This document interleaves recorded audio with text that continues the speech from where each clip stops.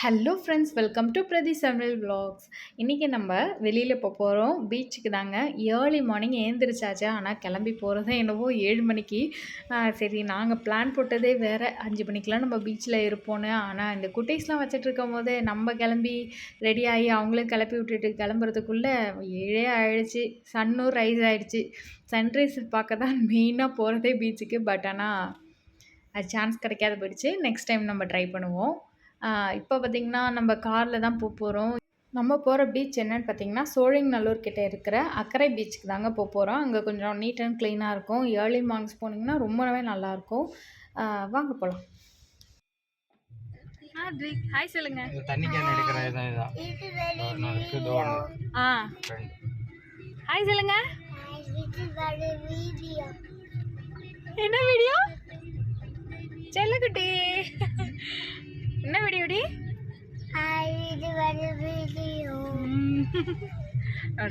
நம்மளோட சேனல் நேமை சொல்லிட்டு இருக்கான். ஃபஸ்ட் டைமாக அவனே சொல்கிறான். ரொம்ப ஹாப்பியாக இருக்கு எனக்கு. அப்படியே போயிட்டுருப்போம். ஆனால் எங்கள் வீட்டிலேருந்து கொஞ்சம் தூரம்தான், எப்படியும் ஒரு 26 கிலோமீட்டர்ஸ் இருக்கும். சரி, போய் ரீச் ஆகிட்டு பார்க்கலாம். ரீச் ஆகிடுச்சு. ஒரு 3/4 மணி நேரத்தில், 45 மினிட்ஸில் நாங்கள் ரீச் ஆகிட்டோம். இந்த குழந்தைங்கள்லாம் வீட்டில் தனியாக இருந்தாங்களே, ரொம்ப போர் அடிக்கும். அதனால தான் நாங்கள் எவ்ரி சாட்டர்டே சண்டே இருக்கட்டும், நாங்கள் வெளியில் கூட்டிகிட்டு போயிடுவோம். அவங்களுக்கு பீச்னால் கொஞ்சம் நல்லா விளையாடுறான் இப்போல்லாம். சரி, மண்ணில் நல்லா விளையாட விட்டால் கொஞ்சம் நல்லா இருக்குன்றதுனால ஏர்லி மார்னிங் சன்ரைஸும் நமக்கு நல்லது. ஸோ உடம்புக்கு விட்டமின் டி தான் நினைக்கிறேன், விட்டமின் டி கிடைக்கும். ஸோ அதனால் வெயிலில் நின்றுட்டு அழகாக விளையாடலாம். குழந்தைங்களை விளையாட விடணும். ஸோ அப்போ தான் எனர்ஜெட்டிக்காகவும் ஆக்டிவாகவும் இருப்பாங்க. 1 ஹவர் போல் நல்லா விளையாண்டோம். பார்த்திங்கன்னா அதுக்கப்புறம் நல்லா வெயில் வர ஆரம்பிச்சிச்சு. சுடுது தெரிக்குது வெயில். அதனால் நாங்கள் கிளம்பிட்டோம் அப்படியே. இந்த பூ பார்த்திங்கன்னா நம்ம சின்ன பிள்ளைங்களாக இருக்கும் போது அழகாக இதெல்லாம் கட் பண்ணி, இந்த பூவை கட் பண்ணி நம்ம விளையாடுவோம். ஞாபகம் இருக்கா? 90s கிட்ஸ்க்கெலாம் தெரியும். ஸோ நம்மளை அந்த மூக்குத்தி தோடு அந்த மாதிரி குக்கிங் பண்ணுறது, சின்ன சின்ன அந்த மினியேச்சர் குக்கிங்லாம் பண்ணுவோம்ல, அப்போல்லாம் யூஸ் பண்ணுவோம். ரொம்ப அழகாக, அதெல்லாம் ஒரு ஸ்வீட் மெமரிஸில். சரி, இதை பார்த்தோன்னே, அந்த பூ பார்த்தோன்னே ஞாபகம் வந்துடுச்சு. அதை என் ஹஸ்பண்டுக்கிட்ட வச்சு காட்டிகிட்ருக்கேன். மூக்குத்தி பாருங்கள் எவ்வளோ பெருசு அப்படின்ட்டு. ஃபோட்டோ கூட வச்சுக்கலாமா அப்படின்னு கேட்டுட்ருக்குறேன். அப்புறம் நாங்கள் வீட்டுக்கிட்ட வந்துட்டோம். மில்கி மிஸ்ட்டில் ஐஸ்கிரீம் போட்டுருக்குறாங்க. ஃபர்ஸ்ட் டைமாக நாங்கள் வாங்குகிறோம். அது எப்படி இருக்குன்னு டேஸ்ட் பண்ணலாம். அப்படிக்கிட்டி தான் ரொம்ப ஆர்வமாக இருக்கேன். ஐஸ்கிரீம்னா எனக்கு ரொம்ப பிடிக்கும். பிஸ்தா நல்லா இருக்காது.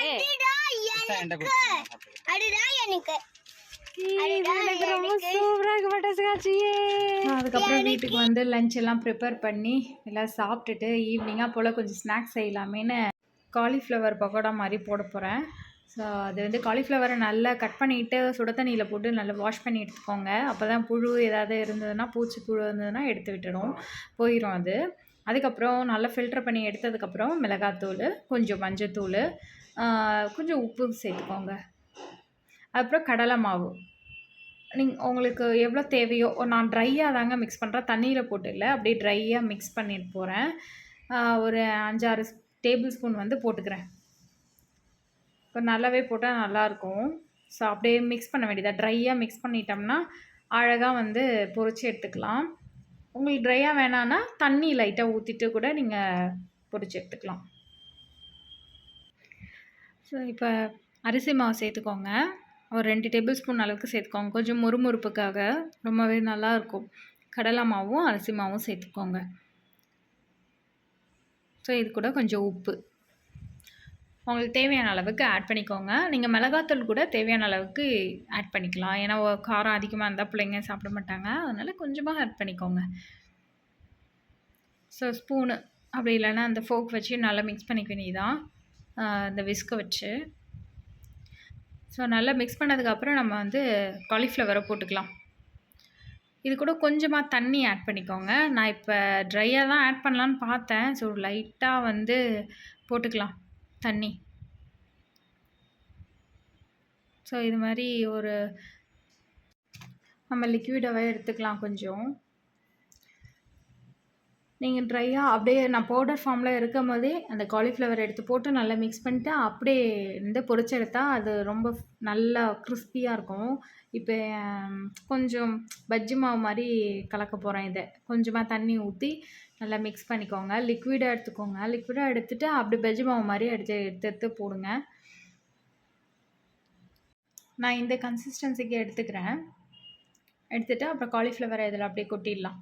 கொட்டிட்டு ஒரு தடவை மிக்ஸ் பண்ணலாம். நான் இந்த மாதிரி ஸ்லைஸாக தாங்க கட் பண்ணியிருக்கேன். ஸோ நல்லாவே அழகாக பொரிஞ்சு வரும். அதனால் ஸ்லைஸாக கட் பண்ணி எடுத்தாச்சு. இதையும் ஒரு மிக்ஸ் பண்ணிவிட்டு அது அந்த பஜ்ஜி மாவு வந்து நல்லா கோட் ஆகணும் காலிஃப்ளவரோட. நல்லா காலிஃப்ளவரோட மிக்ஸ் ஆகிட்ட பிறகு நம்ம எண்ணெய் நல்லா சூடாக இருக்கிற எண்ணெயிலேருந்து போட்டுக்கலாம். எண்ணெய் வந்து நல்லா சூடாயிடுச்சு. இந்த மாதிரி போட்டால் பொரிஞ்சு வரணும், பபிள்ஸாக வரணும். அந்த அளவுக்கு வந்து ஹீட்டாக இருக்கணும் எண்ணெய். அதுக்கப்புறம் நீங்கள் மீடியம் ஃப்ளேம் வச்சு கொஞ்சம் வேகிற மாதிரி எடுத்துக்கோங்க. ஓகே, அப்புறம் மறுபடியும் திருப்பி போட்டு எடுத்து வச்சுக்கோங்க. இது கூட கருவேப்பிலை போட்டிங்கன்னா இன்னும் இந்த ஃப்ளேவர் வந்து நல்லாயிருக்கும். சில பேருக்கு பிடிக்கும், சில பேர் பிடிக்காது. இது வந்து ஆப்ஷனல் தான், வேணுன்றவங்க யூஸ் பண்ணிக்கலாம். எனக்கு வந்து கிறிஸ்பியான இருக்கிற அந்த கருவேப்பிலை ரொம்ப ரொம்ப பிடிக்கும். இப்போ வந்து நல்லா ஒரு 5 மினிட்ஸ் வந்து நல்லா கொஞ்சம் ஃப்ரை பண்ணி எடுத்துட்டோம்னா இந்த மாதிரி வந்துடும். நல்லா கிறிஸ்பியாக இருக்கும். ஸோ உள்ளேயும் வந்து காலிஃப்ளவர் வெந்திருக்கும். ஸோ இது வந்து நல்லா சாப்பிட்லாம். ஸ்நாக்ஸ் டீ கூட வச்சு சாப்பிட்லாம். ரொம்ப சூப்பராக இருக்கும். நான் எதுக்காக இதை ப்ரீஃபாக சொல்கிறேன்னா, சில பேருக்கு தெரியாது. புதுசாக கல்யாணம் ஆனவங்களுக்கு, இல்லை ஏதாவது சமையலில் புதுசாக வந்தவங்களுக்கு தெரியாது. அதனால தான் நான் இவ்வளோ ப்ரீஃபாக இந்த பஜ்ஜி கூட சிம்பிளாக இருந்தாலும் அதை ப்ரீஃபாக சொல்கிறேன் நான். ஸோ நம்ம எப்போதும் தண்ணி நிறைய குடிச்சிட்டே இருக்கணும். டீஹைட்ரேட் ஆகிட்டே இருக்கும். நம்ம ஹைட்ரேஷனாக வச்சுக்கணும்னா நிறைய தண்ணி குடிக்கணும். ஓகேவா? இந்த வீடியோ பார்த்து எனக்கு சப்போர்ட் பண்ண எல்லா ஃப்ரெண்ட்ஸ்க்கும் ரொம்ப ரொம்ப நன்றி. Friends and ஃபேமிலிஸ்க்கு. So thank you for வாட்சிங். கீப் வாட்சிங் மை சேனல். உங்களுக்கு பிடிச்சிருந்தா நீங்கள் சப்ஸ்கிரைப் பண்ணிக்கோங்க. தேங்க்யூ.